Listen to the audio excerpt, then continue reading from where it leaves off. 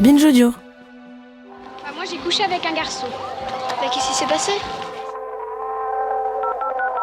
Vous aviez quel âge à l'époque?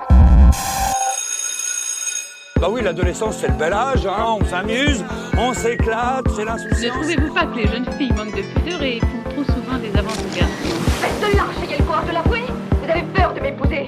Vous préférez vivre avec cette sainte nitouche qui n'ouvre jamais le bec autrement que pour dire oui et non. Bad girl, quoi. Je sais pas, je recherche beaucoup d'affection. Je recherche trop chez un garçon. Quelle est la qualité essentielle pour une femme? Si tu manges pas ta pomme et si tu manges du chocolat, tu vas grossir et tu vas devenir une grosse vache. Cette dépréciation subtile des figures féminines, tout cela doit bien finir par laisser des traces. Je pensais pas aimer quelqu'un comme ça à 14 ans. Mercredi 1er octobre. L'amour triomphe toujours. J'ai écrit ça en haut de la page, en rouge, en majuscule.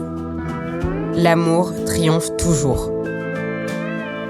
Une sorte de mantra positif, alors qu'en vrai, ce mercredi 1er octobre, j'ai le seum contre mes copines. Parole du jour, fuck my friends. Sport, coup de coude de Mélanie dans l'œil, ça fait mal.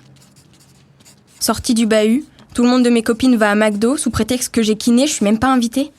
En plus, c'était prévu depuis 4 jours. Kiné, migraine à cause du coup de coude dans l'œil, donc je me casse en plein milieu de la séance. Seul élément positif de ma journée, maman qui me fait trop rire. Franchement, je suis trop en rogne contre mes amis. En plus, contrôle d'anglais sur 40 trop dur. Note, ne pas oublier de leur faire un coup de pute. Jonas et Sandrine vont sortir ensemble. Après-midi, boss. J'ai envie de voir mon amour. On a perdu ou gagné la bataille de Verdun? Carla est encore vierge. M'étonnerait, hein. Carla, c'est ma meilleure ennemie du collège. Je la trouve super canon, bien foutue, elle a des beaux vêtements, des parents stylés, un appart en bordel, donc cool, et une grande sœur, ce que je trouve, moi, super cool. Elle est drôle, charismatique. En fait, elle a la chance de faire partie des populaires du collège, ce qui lui donne le droit de me rejeter soudainement, comme ça, et de liguer d'autres gens de ma classe contre moi. Et puis d'un coup, elle me reprend, et tout recommence comme si de rien n'était. Elle fait pas ça qu'avec moi, elle le fait aussi avec d'autres filles par phase. Je crois que c'est comme ça qu'on reconnaissait une fille populaire au collège, par le pouvoir qu'elle avait de lier et de délier des amitiés.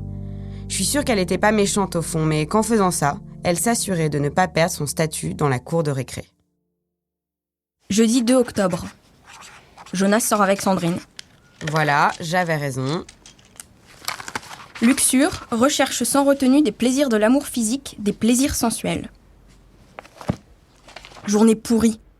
Personne n'arrive à comprendre mon moi. Je vais mal depuis le début de l'année. Je hais les réflexions d'Alan et je hais les ados pubères idiots obsédés gros porcs qui croient tout savoir. Sérieusement, des fois je me sens intelligente, hein. Et les « ça va Lucie ?» pas sincère pour faire genre j'aime tout le monde et tout le monde m'aime, ça m'énerve. J'ai pleuré en physique et je me suis cassée du cours. Génial. En plus, j'ai plus de portable. Tout ce que je veux, c'est la paix.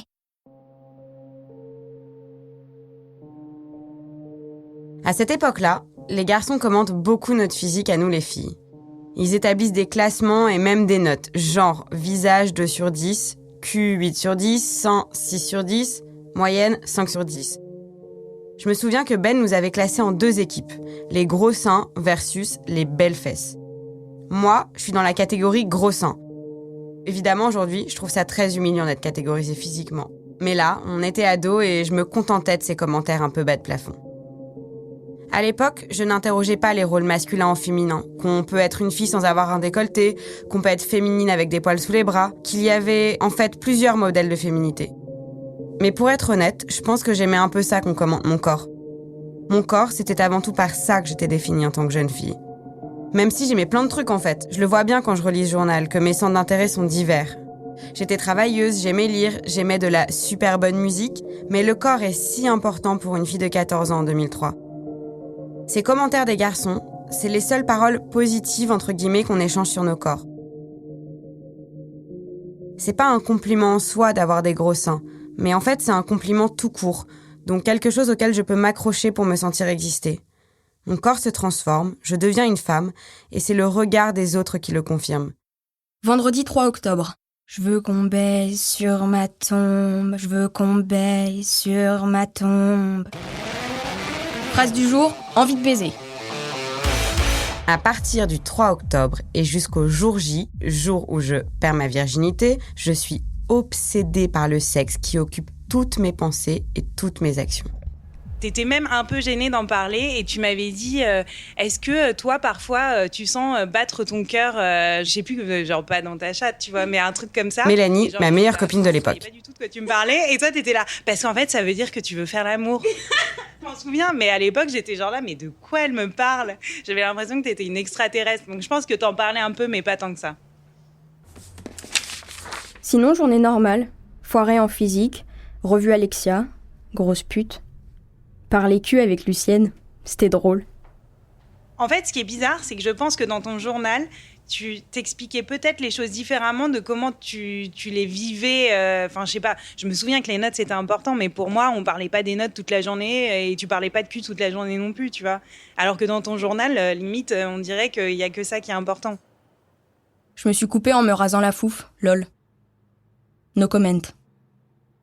À 14 ans, pendant quelques mois, j'enlève intégralement les poils sur mon pubis avec un rasoir que j'ai acheté, un Vénus de Gillette rose pour les filles. En fait, j'ai commencé à faire ça un peu par hasard. Un jour, j'ai rasé mon maillot sur les côtés pour élaguer. Je faisais un côté, puis l'autre, et puis c'était jamais égal. À chaque nouveau coup de rasoir pour uniformiser, la bande de poils rétrécissait encore un peu plus, jusqu'à ce que ça devienne ridicule et que je décide de tout raser. Ça n'a duré que quelques mois avant que je revienne à une forme plus normale, entre guillemets. 4 ans plus tard, pour mes 18 ans, mes parents m'offriront des séances d'épilation définitives des aisselles et du maillot. C'était un beau cadeau dans le sens où il était assez coûteux.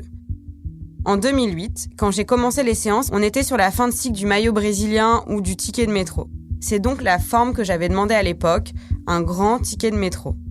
Aujourd'hui, je regrette d'avoir épilé autant mon maillot. Comme un tatouage, ça a inscrit sur mon corps la marque d'une injonction à une forme de féminité. Des années plus tard, je me souviens d'un petit copain qui m'avait demandé de laisser pousser mes poils et j'avais été super gênée de lui dire que je pouvais pas. Ça m'avait beaucoup énervé qu'il me demande ça. Sous couvert de m'inciter à assumer mes poils, à assumer mon corps, je passais d'une injonction à une autre. Ne pas avoir de poils, avoir des poils. Au bout du compte, c'était toujours un nouveau dictat.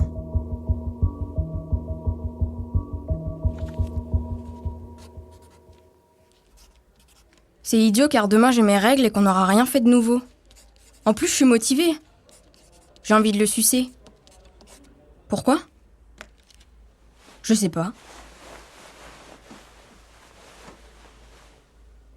Faut que je m'exerce, je dois faire le concours du dessin de meilleur zizi avec Camille. Dans mon journal, sur les tables du collège, sur les murs, il y a des sexes dessinés partout. Mais uniquement des sexes d'hommes. Et moi aussi, je ne dessine que des pénis et presque jamais des vulves. Je le dessine, j'y pense tout le temps, mais en vrai, je le connais pas, le sexe masculin. À ce moment-là de ma vie sexuelle pré-première fois, je suis en mode yeux fermés, je veux vraiment pas voir à quoi ça ressemble, allez, on y va. Pour moi, le pénis, c'est une chose mystérieuse qui a sa propre existence. J'en ai autant peur que j'en ai envie. À 14 ans, j'ai peur d'être nulle, parce que la sexualité, c'est une histoire de plaisir, mais aussi de performance. L'idée de mal le toucher, de lui faire mal, ça me fait peur. Comme si on était déjà censé savoir comment ça marchait. Comme s'il y avait un manuel et que c'était pour tout le monde pareil, avec ce qu'il faut faire d'un côté, ce qu'il faut pas faire de l'autre pour donner du plaisir.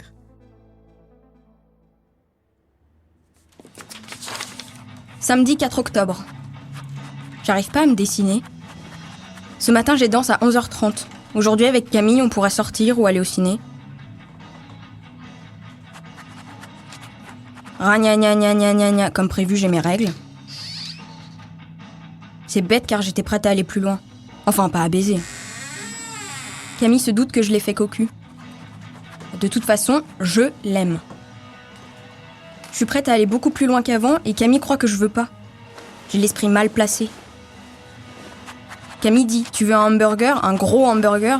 Je pense, ouais, une grosse... Me faire pénétrer, c'est le but ultime de ma vie. Comme si tout le reste n'était validé que par la pénétration. Le sexe hors pénétration, qu'on nomme grossièrement les préliminaires, comme s'il y avait un avant et un après pénétration, ça consiste à l'époque surtout à se faire doigter. On dit « il m'a mis des doigts », comme si c'était un truc de ouf.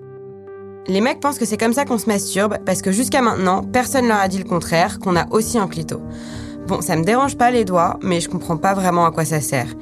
Et comme tout le monde a l'air de trouver ça normal et agréable, je dis rien et je me fais doigter. À 30 ans, pour moi, la pénétration, c'est une pratique sexuelle parmi d'autres. Elle n'occupe plus cette place omniprésente qu'elle avait à l'époque. À 14 ans, j'étais déjà très centrée sur mon plaisir. Mais avec les années, ma sexualité est devenue plus vaste, plus diverse et encore plus ouverte sur les différentes manières de jouir. Je pense que j'ai compris que la sexualité n'était pas qu'une affaire d'orifice, comme le dit la journaliste spécialiste de la sexualité Maya Mazorette, quand j'ai commencé à demander aux mecs avec qui je couchais, qui eux venaient de jouir et pas moi, de me toucher ou de me regarder me toucher. Il était hors de question que je n'ai pas mon orgasme à moi.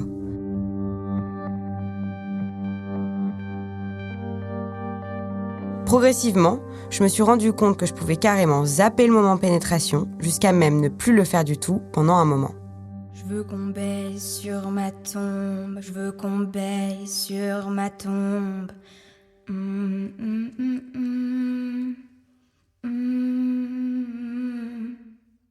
Dimanche 5 octobre. Bonne humeur. Laisse parler les gens. Nouvelle résolution, sortir plus et carpe diem, ainsi que commencer à faire des trucs bien. J'ai grave mes règles, c'est horrible. Je suis motive pour le cul, lol, reine du chantage. Aujourd'hui, j'ai plutôt tendance à me plaindre quand j'ai mes règles et à me dire que c'est insupportable d'avoir à payer pour un bien de première nécessité. Mais à l'époque, j'adore parler de mes règles. Je trouve ça dingue que mon corps fasse des choses tout seul. Comme si je n'avais pas le choix. À chaque première petite tache de sang, je me dis « ça y est, je suis une femme », c'est mon corps qui le dit. Lundi 6 octobre. Mon anif J-8. Anif de JB le déprimé. Pas maths. Journée normale. 20 en latin, 20 en français, 15 en grec. Tom sort avec Alice. Pas maths. Sinon, je vais essayer de bédave. J'ai plein de boulot, c'est merdique. Je pense pas que ça va durer, Jonas et Sandrine. Sinon, après les cours, j'ai traîné, c'était bien. Ils se connectent quand, Camille ? Vaste question pour la génération MSN. Sinon, je suis toujours en galère pour car j'ai réalisé que Camille avait jamais de capote et je veux pas, sans capote. Zem papa. Aucun rapport. Et pour compléter le tableau, un beau dessin de fellation très mal fait. La proximité entre mes déclarations d'amour pour mon père et ses dessins sexuels me met très mal à l'aise. Mardi 7 octobre. Je veux mon portable. Jonas, Captain Jonas, Thomas, Jojo Lapin, JB, Jambette. Bon, tout le monde est faux cul dans ce bahut. En plus, j'ai pas de meilleur ami à ma hauteur et mes exigences. Bon, pour les expressions et la syntaxe, on repassera. Le seul compréhensif, c'est Ben. Eh oui, le monde change. Sinon, Thomas est un gros faux cul qui critique mon mec. C'est un gros connard.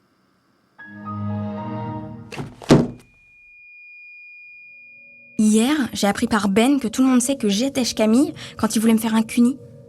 Et comme c'était à Saint-Énémy, tout le collège est au courant. Plus les histoires de je lui ai rien fait, etc. Sérieux, Ben m'a surprise, mais il est super sympa. Par contre, Thomas, ce salaud, a dit à Ben que je disais que Adèle c'était une pute, parce qu'elle couchait et que moi je faisais pareil. En gros, il a dit à Ben que j'avais l'intention de coucher. Je lui ai rien dit et c'est seulement pour Ben. Bon, en gros, pour mieux comprendre, tout le monde a appris à Saint-Énémy, là où j'avais fait la course d'orientation, que 1. J'ai refusé que Camille me fasse un cuni, 2. Je ne touche pas son sexe, 3. J'ai prévu de perdre ma virginité, et 4. Je dis qu'Adèle, la copine de Ben, est une pute parce qu'elle couche alors que moi aussi je vais coucher.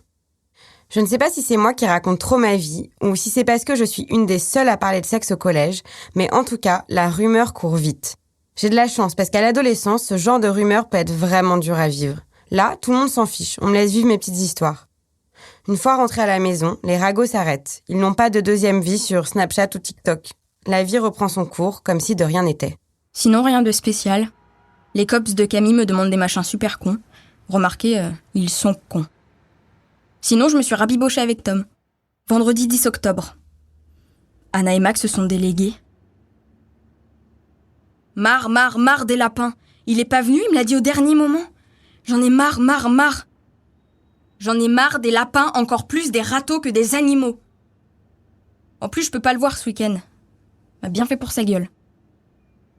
En plus, matériellement, je me suis épilée pour rien. Pour une fois, j'étais motivée. Enfin, la vie est mal faite. Samedi 11 octobre. Quelle conne! Je m'achète un New portable et il bloque au bout de 1 heure car je me gourre dans le code PIN. Putain, je mérite une grosse baffe. Maman doit me le débloquer, mais elle met 10 ans à rentrer. Dimanche 12 octobre. Code PUC 130059228. Pour voir mon crédit, 900 ou 9500. Fait chier de bosser.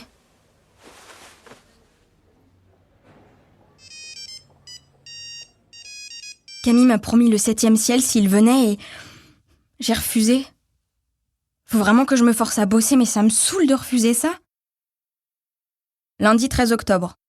Sur cette page, j'ai collé une pub pour sous-vêtements, une photo de fesses rebondies sous un string. Pour rappel, je suis dans la team gros seins et malheureusement pas belles fesses. Waouh, les belles fesses. Pourquoi les miennes, elles sont pas comme ça?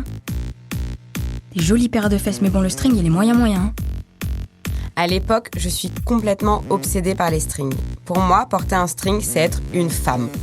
Enfin, une femme de type Christina Aguilera dans Dirty, mais une femme quand même. J'en ai acheté 2 chez H&M que je cache dans le fond de mon armoire. Aujourd'hui, je n'en porte plus. Mardi 14 octobre. Mon anniv. On est le 14 octobre, j'ai enfin 14 ans et j'ai tous les ingrédients pour passer une super journée. J'ai dit à Camille pour Romain, plus pas de sex birthday, plus vu Jonas et dormi à la maison. En résumé, pour mon anniversaire, j'avoue à Camille que je l'ai trompé cet été avec Romain, je m'étonne que Camille ne veuille pas faire de sexe, et pour finir, j'invite mon meilleur ami à dormir chez moi. Je suis crevée. J'ai mis le pull que Camille m'a offert. Camille est en train de me plaquer. Conséquence de mes révélations de la veille sur mon infidélité avec Romain pendant la colo d'anglais. Ça va mal avec mon amour, pourtant je l'aime. J'ai dit que je regrettais jamais rien, mais pour une fois je regrette. Je sais pas si c'est Romain ou de lui avoir dit, mais... Devenir le soleil pour sécher tes sanglots et ça devient trop bizarre notre relation, Camille et moi. Ben oui, forcément, puisque je lui ai avoué cet acte de haute trahison. Je sais pas pourquoi je l'ai fait. Peut-être parce qu'à 14 ans, c'était pas encore important pour moi la fidélité. Du coup, je pensais que c'était pas un sujet pour lui non plus. Ou au contraire, peut-être qu'à force de lire Cosmo, Elle ou Biba, j'étais en train de construire mes représentations du couple hétéro-christiano-normé avec la confession entre guillemets comme passage obligatoire. En tout cas, je sais plus s'il était vraiment fâché ou non, si son ego en avait vraiment pris un coup ou non, mais Camille continue de sortir avec moi malgré tout. Pourquoi n'ai-je pas de vrais amis? Jeudi 16 octobre. Je veux avoir un ou une vraie amie. C'est pas inconcevable, je veux juste avoir quelqu'un de bien pour moi, et pas qu'un pote. Je continue à me plaindre de cette histoire d'amis, mais ça n'a pas beaucoup de sens. J'ai pas de problème d'amitié. En fait, c'est plutôt l'inverse. J'ai de très bonnes amies proches. Mais à 14 ans, tout prend de l'ampleur. On se dispute et on se réconcilie souvent, on commence à ragoter les uns sur les autres. À la moindre dispute, à la moindre embrouille, ça rebat toutes les cartes et ça peut créer un grand sentiment de solitude. Je sais pas comment on appelait les bolos à l'époque, mais moi, je me fais clairement bolosser par Carla, qui peut, en un instant, abîmer ma réputation et me remplir d'angoisse. En me relisant, je me demande, est-ce que moi aussi je faisais pareil que Carla? Dans mon souvenir, c'était pas le cas. Mais peut-être que si je lisais le journal intime d'une des filles de ma classe, je découvrirais que moi aussi j'avais un côté peste. Essayage de cuni, mais j'étais pas excitée hier. Je serais jamais synchro avec Camille. Ce qui est rassurant en relisant ce journal, c'est que j'ose dire non. Je ne me force jamais à faire quoi que ce soit, même si je n'ai jamais entendu parler du mot consentement. Sinon, rien à dire à part que j'ai eu des contrôles trop durs. J'aime trop Camille. Sinon, pas encore bossé, donc chaud. Vendredi 17 octobre. 5 mois avec Camille. 16 en physique. Bonne humeur, la vie est belle et glander devant le collège, c'est bien. Vive Louise Attaque. Note, un jour couché avec Jonas. Samedi 18 octobre. Fête de l'étrange Johanna, 19h, 24h30. En dessous, j'ai collé l'invitation. Je t'invite à ma fête le 18 octobre de 19h à 24h30 au 14 rue de Clichy, Paris 9e, apporte des CD car je n'en ai aucun. Ça fait légèrement pitié. Dimanche 19 octobre. Putain, j'ai la dalle! J'ai des trop belles docks, un magnifique pull Hawk, plus un string trop chou qui fluoresce dans le noir. Youpi! J'ai envie de baiser. Il était une fois une fille qui se masturbait devant un camembert. Les produits laitiers, des sensations pures. Il ne faut rien dire sur la masturbation. Après tout, c'est faire l'amour à quelqu'un qu'on aime. J'ai commencé à me masturber l'année d'avant, en 4e. En 2003, le clitoris était beaucoup moins célèbre qu'aujourd'hui et la masturbation féminine encore très taboue. À 14 ans, je suis émerveillée par le pouvoir du clitoris, uniquement dédié à mon plaisir. Même si je n'en parle pas autour de moi, j'ai pas le clitoris honteux. Je me dis jamais que c'est bizarre de faire ça seule ou même sale comme je peux encore l'entendre aujourd'hui dans la bouche de certaines femmes. Je me souviens même que déjà à 14 ans, je suis choquée par un sondage trouvé dans un des magazines féminins qui traîne chez moi, qui affirme que les filles se masturbent moins que les garçons, ou en tout cas le déclarent. J'arrive pas à comprendre pourquoi elles le font pas, et surtout, pourquoi elles n'assument pas. Moi, dès que j'ai compris que je pouvais me masturber, j'ai été obsédée par la masturbation. D'ailleurs, dans mon journal intime, on trouve plusieurs dessins que j'avais faits d'une fille qui se masturbe, un peu toujours la même, allongée et lascive. Dès la seconde, l'année suivante, j'ai carrément commencé à faire du prosélytisme autour de moi. J'en parlais à toutes mes copines, je leur disais que c'était génial de se masturber. Et pendant cette croisade pro-masturbation, je me suis rendu compte qu'en fait, elles étaient nombreuses à le faire. Du coup, on discutait, on se donnait des conseils. Est-ce que c'est mieux sous la douche? Combien de fois tu le fais par semaine? Est-ce que ton mec le sait? Aujourd'hui, j'ai l'impression que la masturbation n'est plus du tout tabou autour de moi. Il y a 1 an, j'ai acheté le Womanizer, un sextoy qui a révolutionné mes pratiques solitaires et beaucoup de mes copines ont suivi le pas. Évidemment, mon milieu social et ma bulle doivent déformer la réalité. Puisque selon toutes les enquêtes, encore 1/4 des femmes déclarent toujours ne pas se masturber contre seulement 5% des hommes. Lundi 20 octobre. 14 ans French, meilleure note. Que tu te rappelles notre Vive Louise amour Attaque! est éternel et pas artificiel, je voudrais que tu Mardi te 21 rappelles. octobre. Non, je ne l'écouterai pas. Oui, je veux le faire. Je ne veux pas me frustrer à cause de maman qui n'aime pas me voir grandir. Même la gynéco m'incitera à le faire car c'est naturel et sain. Elle fait une fixation sur mon âge mais je suis amoureuse et qu'elle se mette à ma place. C'est ma décision et pas la sienne. Comme ça, elle aura pas le choix. Oh.